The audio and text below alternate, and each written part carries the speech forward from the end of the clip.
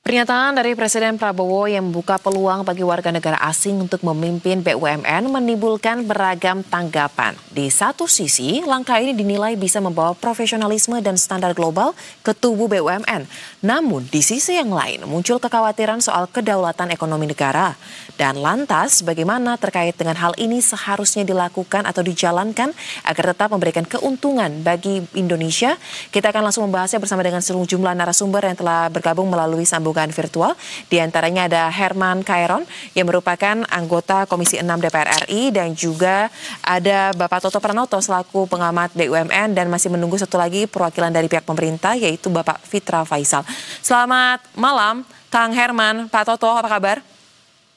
Selamat malam, baik, alhamdulillah.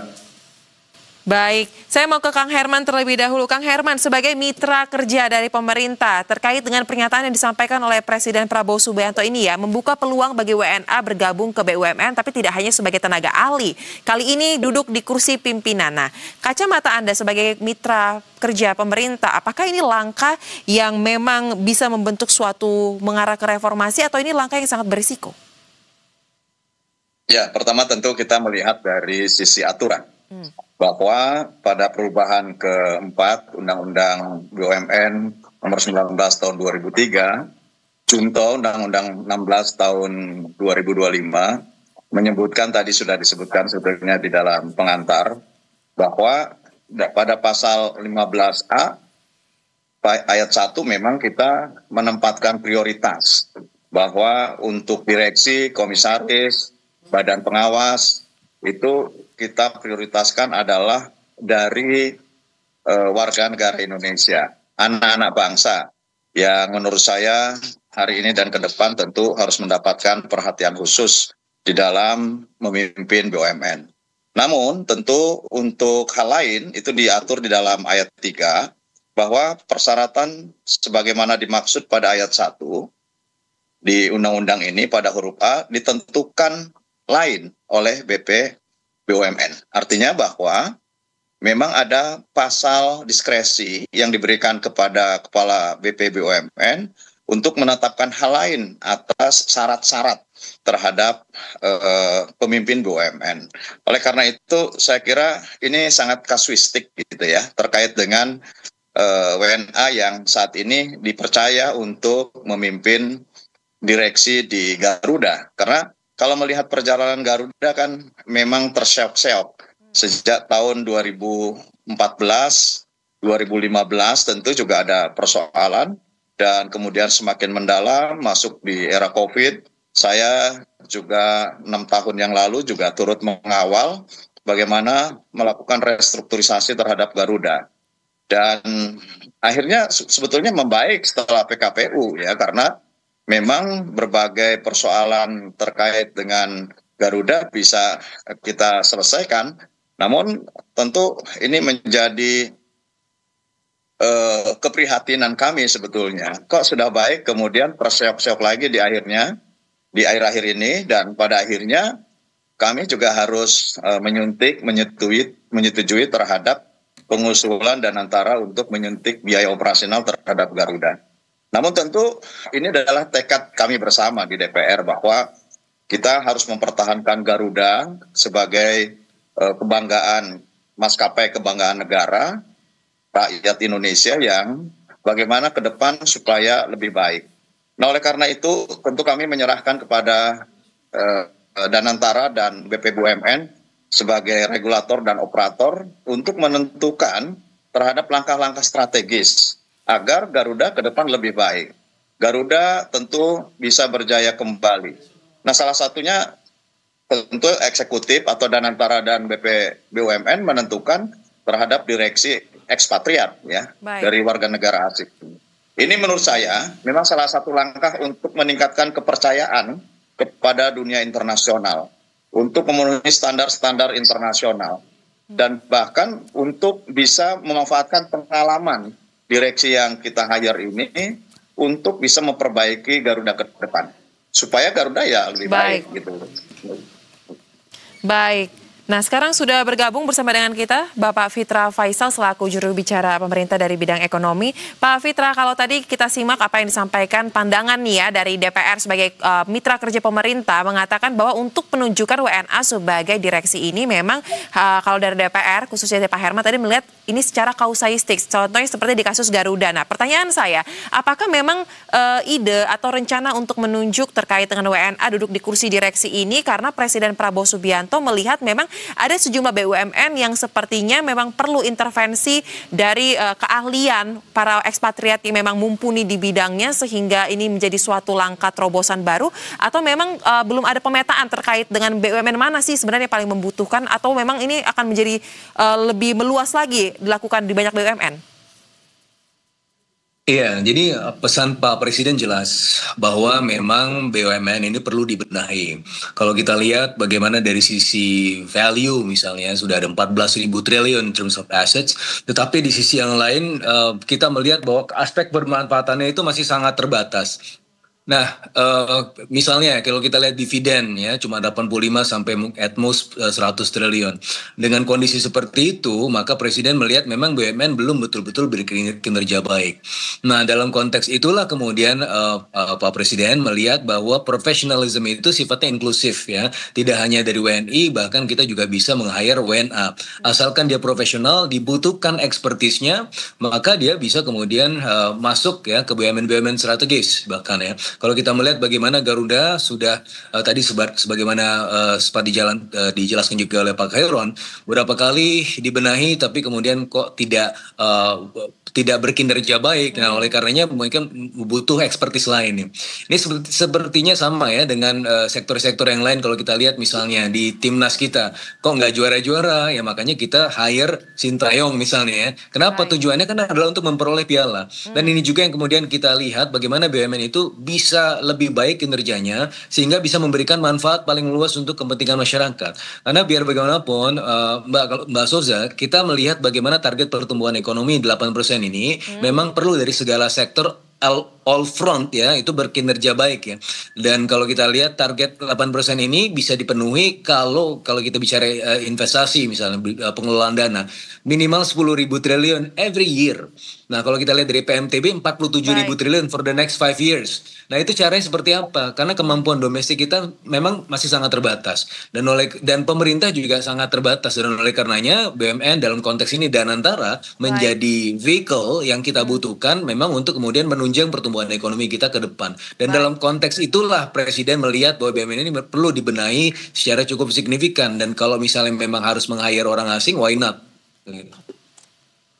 Baik. Kalau begitu Pak Toto sebagai pengamat terkait dengan persoalan di BUMN ini, apakah Anda melihat strategi yang dipilih oleh Presiden Prabowo Subianto ini untuk mengejar target pertumbuhan 8% ini sudah tepat untuk mengizinkan membuka pintu bagi WNA menjuduk di kursi direksi? Dan tadi ya kalau saya kaitkan sedikit dengan apa yang disampaikan oleh Kang Herman terkait dengan aturannya, ada di pasal 15A ayat 1 dan juga ayat 3 revisi Undang-Undang BUMN. Apakah ini cukup atau perlu dibuat turunan ya kira-kira nih kalau Pak Toto?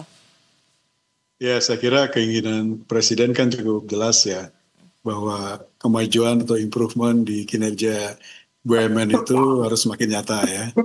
Jadi mainnya bukan hanya di pasar domestik, tapi juga kalau bisa masuk ke pasar internasional. Sehingga dalam konteks ini mungkin diperlukan adanya tenaga-tenaga profesional ya, termasuk itu expatriate, profesional asing untuk masuk di jajaran BUMN. Kalau regulasinya saya kira di Undang-Undang baru BUMN, Undang-Undang 16 2025 sudah cukup jelas juga ya, bahwa ada pasal yang memungkinkan kalau diperlukan, maka nanti expatriate itu bisa masuk ke BUMN. Nah, dalam konteks ini tentu harus ada regulasi turunan dibikin oleh BP BUMN, mengatur mengenai bagaimana BUMN kemudian bisa mempekerjakan ekspatriat ini dalam grup bisnisnya. Saya kira beberapa syarat dan ketentuan yang penting ya, yang mungkin BP BUMN harus lakukan. Pertama misalnya, apakah ada jangka waktu nggak terkait dengan berapa lama kita akan bisa meng-hire ekspatriat tadi. Kedua di bidang-bidang apa saja di BUMN mana saja mereka bisa dimasuki oleh para expatriate ini ya. Dan ketiga, menurut saya yang penting juga mesti ada aturan yang meregulasi soal transfer of knowledge misalnya ya, atau proses coaching, mentoring kepada tenaga kerja lokal begitu loh. Sehingga nanti manfaat dari keberadaan expatriate ini di BUMN betul-betul bisa memberikan dampak yang bagus bagi kemajuan BUMN ke depan. Baik, nah silahkan mungkin ditanggapi nih Mas Peter sebagai perwakilan pemerintah. Regulasi turunan ini memang sepertinya diperlukan ya, tapi kalau dari Pak Toto menilai ini akan menjadi ranah dari BPUMN. Apakah memang dalam waktu dekat informasi yang Anda terima ini sudah akan dikeluarkan? Karena kan sejauh ini kalau tidak salah pertanggal 15 Oktober kemarin baru Garuda yang merekrut 2 orang ekspatriat menjadi direksinya. Kemudian terkait dengan bidang-bidang, apakah ini juga akan akan dimuat dalam peraturan turunan tersebut? Yang jelas semuanya sedang disiapkan, infrastrukturnya juga sudah jelas dan tidak ada yang melanggar peraturan dalam konteks ini. Sebagaimana yang tadi disampaikan oleh Pak Heron dan juga disampaikan oleh Pak Toto bahwa klausulnya adalah pasal 15A ayat 3 tersebut ya, yang mengandung pengecualian. Dan dalam konteks inilah peraturan turunan ya sebenarnya kalau kita bicara peraturan turunan nanti pasti akan ada peraturan turunannya. Tetapi ini sebenarnya sudah cukup jelas ya, nanti Pak Heron juga akan bisa menjelaskan lebih lanjut karena ranah beliau. Tetapi intinya adalah semangat dalam konteks BUMN dan pembenahan BUMN ini adalah imminent, tidak bisa ditunda-tunda ya, karena kalau kita bicara window of opportunity kita untuk memanfaatkan segala utilitas yang ada di negeri ini cuma terbatas, cuma sampai tahun 2038. Kenapa? Karena that is the end of demographic dividend. Dan oleh karenanya semuanya at all front, entah itu SOEs atau sektor-sektor yang lain, itu memang harus bekerja dan diutilize sebesar-besarnya untuk bisa menopang pertumbuhan ekonomi dan juga untuk kebermanfaatan bersama. Jadi buat apa kita ada BUMN tetapi ya rugi terus? Artinya apa? That's a waste of money, ya. That's a waste of assets. Berarti asetnya belum bekerja banyak dan paling bermanfaat untuk kepentingan kita semua gitu kan, dan itu yang menjadi perhatian presiden. Dan sebagaimana yang Pak Toto sampaikan tadi, yang jelas yang kita lihat dengan adanya ekspatriat ini adalah kita menginginkan adanya semacam knowledge spillover, ada positive spillover effect dari mereka. Bukan artinya bahwa kita kekurangan expertise ya, kita kan bisa berkolaborasi dengan pengalaman-pengalaman di luar negeri sehingga kemudian bisa bermanfaat juga untuk BUMN kita. Dan dalam konteks hubungan antar negara, hubungan antara korporat yang sudah semakin global, maka ini juga bisa menjadi positive signaling effect buat para investor lain untuk masuk dan melihat bahwa memang proses SOEs kita dalam konteks ini sudah dibenahi governance-nya secara menyeluruh ya, dengan keterlibatan mereka di jajaran eksekutif. Artinya apa? Ini bisa memberikan efek sinyal positif tersebut. Dan akhirnya apa, dalam konteks jangka menengah panjangnya ini juga akan bermanfaat untuk semua sektor ya, bahwa Indonesia tengah berbenah, yang salah satu yang dibenahinya adalah kuasi fiskal BUMN yang mana tidak hanya untuk prioritas pembangunan tapi juga untuk mengenerate profit. Dan ini Garuda menjadi semacam piloting, menjadi prime example dari mana keberadaan eksekutif itu betul-betul bekerja untuk kepentingan masyarakat. Dan tentunya ya ini kan tidak kebal tidak kebal administrasi. Artinya apa? Kalau mereka memang tidak bekerja secara baik, ya harus diganti. Sebagaimana kemarin Patrick Kluivert misalnya tidak berhasil membawa kita ke Piala Dunia, ya dipecat begitu. Baik. Nah kemudian Kang Herman, sambil kita menunggu terkait dengan regulasi turunannya yang tengah disusun ya, kalau kata Pak Fitra tadi, Anda kan sebagai mitra kerja pemerintah pasti memiliki catatan juga nih terkait dengan apa saja mungkin hal-hal yang paling penting untuk dimuat dalam aturan tersebut. Nah, ada nggak sih terkait dengan usulan yang akan mungkin disampaikan mengenai kriteria ataupun kualifikasi, termasuk tadi soal durasi masa kerja dan bagaimana evaluasi akan dilakukan terhadap kinerja para WNA yang duduk di kursi direksi tersebut? Ya, pertama tentu pembentukan BPUMN ini adalah kelembagaan baru ya, karena kan sebelumnya adalah kementerian. Dan ini memang harus lahir peraturan-peraturan terkait dengan BPUMN. Terutama ya amanah di dalam undang-undang yang menyebutkan bahwa setelah terbentuknya undang-undang maka ada peraturan pemerintah. Dan bahkan untuk membentuk kelembagaan itu juga melalui peraturan presiden. Artinya bahwa memang aturan-aturan ini harus dibuat. Dan bahkan nanti untuk lebih teknis peraturan BPUMN harus keluar dan tentu mengatur berbagai aspek ya. Salah satunya ya tentu mengatur terhadap penghirean terhadap ekspatriat. Ini juga harus diatur. Berapa tentu juga besaran salary yang harus disiapkan, fasilitas dan lain sebagainya kan ini kan diperiksa oleh BPK nanti. Oleh karenanya ya semuanya harus transparan, harus akuntabel dan ini harus mengacu kepada aturan-aturan yang harus segera dibuat oleh BPUMN.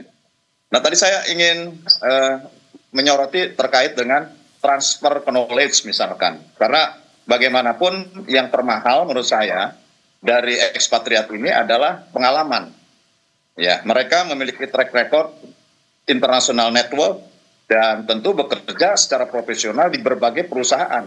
Artinya ada track record yang ini harus dipertimbangkan betul. Ketika kemudian seseorang di-hire menjadi bagian dari BUMN. Nah, yang kedua, karena ini personality, mereka adalah langsung melakukan aksi di dalam mengelola BUMN, tentu menurut saya secara learning by doing ini juga akan menjadi proses transfer knowledge, skill maupun attitude gitu. Nah ini yang menurut saya nanti akan menjadi proses pembelajaran learning by doing terhadap direksi-direksi lain, terhadap anak-anak bangsa, dan saya tidak pernah ya untuk menyampingkan karena anak-anak bangsa kita juga sebetulnya banyak yang bekerja di luar negeri, yang berprestasi, yang memiliki kemampuan yang sangat tinggi. Ini pun menurut saya bisa saja siapapun anak bangsa yang sekarang saat ini bekerja di luar negeri, di perusahaan-perusahaan yang memiliki reputasi internasional, bisa juga di-hire gitu. Tentu ya ini harus dihargai juga bagaimana salary mereka dan fasilitas yang harus diberikan dengan catatan bahwa bisa memperbaiki terhadap BUMN yang terindikasi 54% ini perlu mendapatkan treatment khusus. Baik, nah kemudian Pak Toto sebagai seorang profesional apa yang menjadi catatan Anda mungkin terkait dengan bagaimana nantinya evaluasi idealnya harus dilakukan apalagi untuk mengecek ya bahwa ada WNA masuk ke dalam BUMN ini, transfer of knowledge ini benar-benar dilakukan dan kemudian juga memastikan terkait dengan akses informasi strategis dan juga aset negara ini tidak menimbulkan suatu polemik ataupun konflik di depannya nanti. Ya menurut saya nanti perlu ada monitoring dan evaluasi secara reguler ya, bertahap terhadap masa kerja dari ekspatriat di BUMN tadi. Jadi evaluasi ini diperlukan untuk menilai apakah yang masuk dalam apa yang kita sebut sebagai key performance indicator mereka terkait dengan target-target mereka tercapai apa tidak misalnya. Jadi kalau kemudian nanti dalam evaluasi reguler 6 bulan, setahun, ternyata kinerjanya tidak berdampak, ya saya kira BUMN bisa memutuskan misalnya untuk merilis tenaga kerja asing ini apa tidak, begitu ya. Nah saya kira itu bagian penting dari proses monitoring dan evaluasi kepada mereka.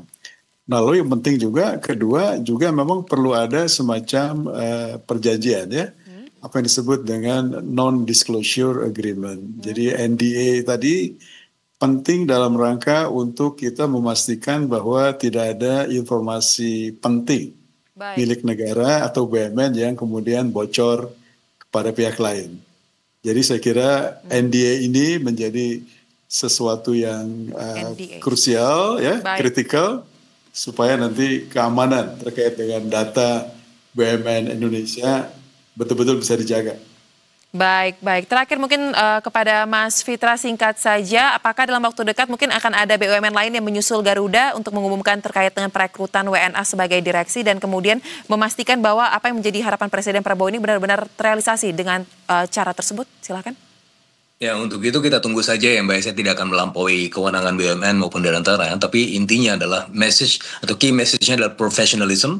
Professionalism itu inklusif, kita bisa dapatkan dari mana saja, dan kita harus mengejar jendela kesempatan yang memang sekarang sempit. Nah itu bisa anak negeri, bisa WNA, ya yang jelas kalau anak negeri kita kompeten, itu menjadi prioritas and utmost priority. Tetapi kalau ada keunikan-keunikan berupa pengalaman, kemudian keahlian spesifik yang tidak kita miliki, ya why not kita memperlebar coverage ya, pilihan-pilihan di mana WNA juga bisa masuk ke situ. Dan tentunya untuk BUMN-BUMN strategis seperti yang tadi disampaikan oleh Pak Toto, biasanya saya juga sebagai peneliti sempat juga bekerja di lembaga internasional, di situ ada aspek NDA ya, kalau misalnya memang itu strategis, non-disclosure agreement, dan itu klausul itu sangat bisa juga diterapkan dan itu menjadi best practice, bahkan international best practice ya dalam konteks hubungan antara SOEs dengan mungkin foreign entities gitu. Baik.